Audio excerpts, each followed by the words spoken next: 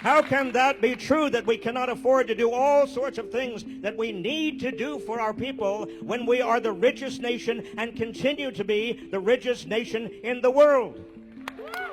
You may not realize this, but we are actually now at the 10th anniversary of Occupy Wall Street. I'm joined today by an illustrious inequality media person, an Occupy activist who was there in New York occupying Wall Street. Kara Siegel, what do you make of this 10th anniversary?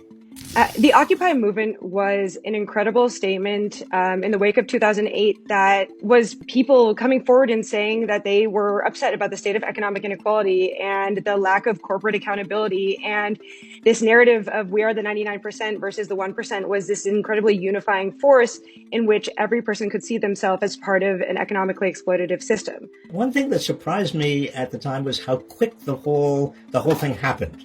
Many of us have been talking about widening inequality for years, but this was like a kind of a firestorm taking over.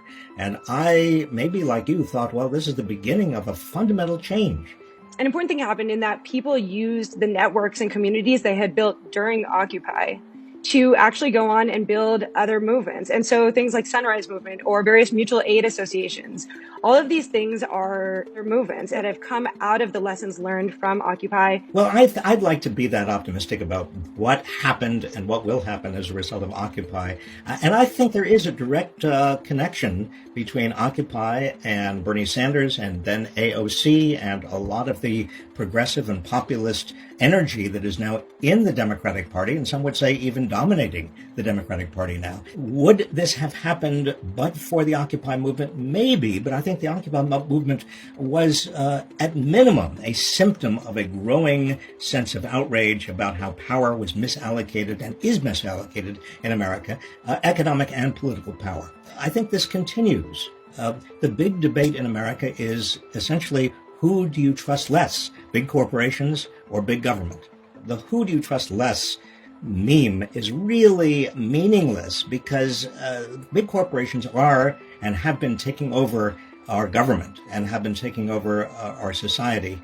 And the only real sustaining, countervailing force historically has been government, but a government of the people, by the people, for the people, a government that is really shaped and managed in a way that responds to the needs of average people, working people, poor people.